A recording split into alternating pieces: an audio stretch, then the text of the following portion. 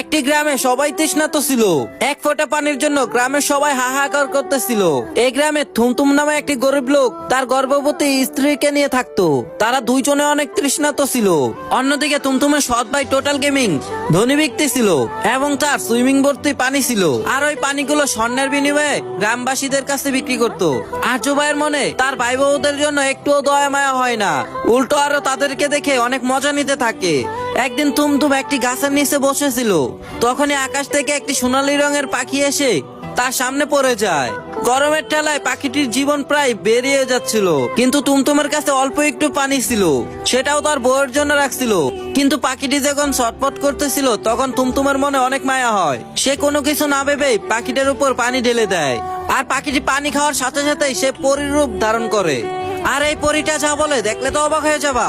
কিন্তু তা দেখার আগে প্রিয় বন্ধুরা, তোমাদের জন্য অনেক কষ্ট করে ভিডিও বানাই, তোমরা এই ভিডিওতে একটা লাইক করে চ্যানেলটিকে সাবস্ক্রাইব করে দাও। লাইক সাবস্ক্রাইব করলে তো তোমাদের হাতে ব্যথা হবে না, উল্টা আমার ভিডিও বানানোর আগ্রহটা আরো দ্বিগুণ বেড়ে যাবে।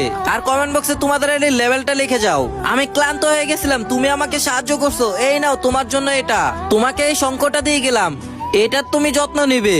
আর যখনই তোমার পানি পিপাসা লাগবে তখনই তুমি এটা দিয়ে পানি চাবে।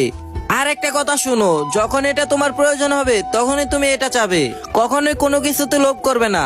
এই কথাগুলো বলেই সেখান থেকে পরীটি অদৃশ্য হয়ে যায়। এরপর থুমথুম শাংকে বলে, শাং আমাকে একটু পানি দাও। আর হঠাৎ করে তাকিয়ে দেখে সেই শাং থেকে পানি বের হচ্ছে। এরপর থুমথুম পানি তৃষ্ণা মিটিয়ে পানি খায় এবং এক বোতল পানি ভরে নেয়।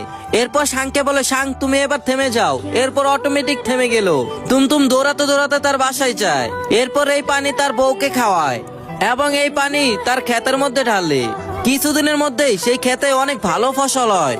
তারপর থেকে সারা গ্রামে থুমথুম পানি দিয়ে আসে। আর এইদিকে তার সৎ ভাই আরজু অনেক চিন্তিত ছিল, গ্রামের কেউই তার কাছ থেকে এখন পানি কিনে না।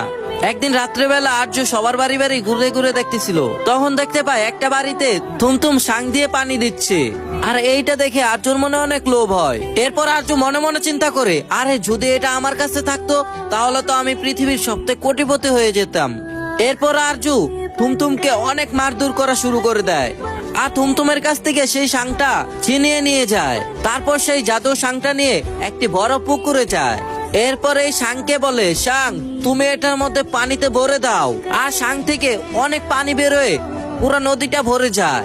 এরপর আর্য শাংটাকে বন্ধ হতে বলে, কিন্তু কোনো মতে বন্ধ হয়েছিল না, কারণ আর্য বন্ধ হওয়ার মন্ত্রটা জানতো না। কিছুক্ষণ পরে আর্য ওই পানিতে পড়েই মারা যায়। আর গ্রামের সবাই বলে এই পানিটার জন্য নাকি সমুদ্র হয়েছে, এই শাং দিয়ে নাকি সমুদ্রের মাঝখানে